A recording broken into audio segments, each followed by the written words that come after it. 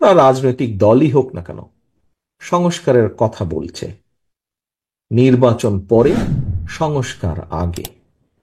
আপনাদের সকলের কাছে আমি একটি প্রশ্ন রাখতে চাই, যারা বলছে আগে সংস্কার পরে, কি যে বিভিন্ন জায়গায় আমরা দেখছি নিজেদের প্রার্থী তারা ডিক্লেয়ার করে বেড়াচ্ছে।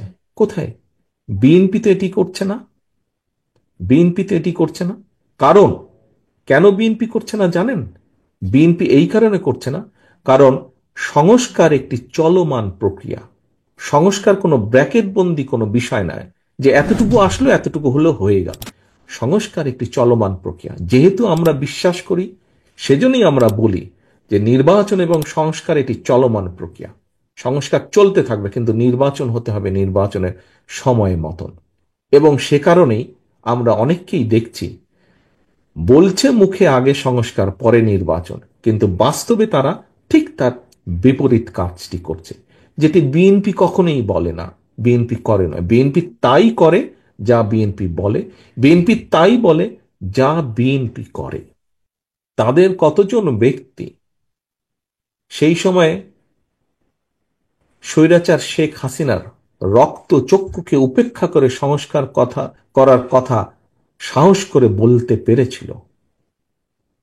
আজকে যারা সংস্কারের কথা বলেছে, তারা বিএনপির নেতাকর্মীর মতন কতগুলো মামলা খেয়েছে, কতদিন অত্যাচারিত হয়েছে, কতজনের ঘর বাড়ি ভাঙা হয়েছে, কতজনকে আদালতের বারান্দায় সপ্তাহে 7 দিনের 5 দিন ঘুরঘুর করতে হয়েছে। হয়নি। খোঁজে দেখেন, কারণই হয়নি যারা আজকে জোর গলায় সংস্কারের কথা বলছে। বিএনপি কেন সংস্কারের কথা বলছে? কারণ বিএনপি অভিজ্ঞতা আছে। সেটি বিএনপি সরকারে থাক, বিএনপি বিরোধী দলে থাক, বিএনপি সকল সময়ে জনগণের সাথে সম্পর্কিত। হতে পারে আমাদের বিভিন্ন সীমাবদ্ধতা আছে, কিন্তু আমরা সকল সময় চেষ্টা করি জনগণের সাথে থাকতে, জনগণকে সাথে রাখতে। সে কারণেই আমরা কষ্টের সময়, নির্যাতনের সময় আমরা সংস্কারের কথা বলেছি।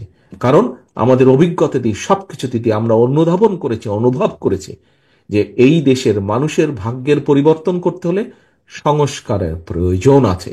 ক্ষেত্র বিশেষে বিভিন্নভাবে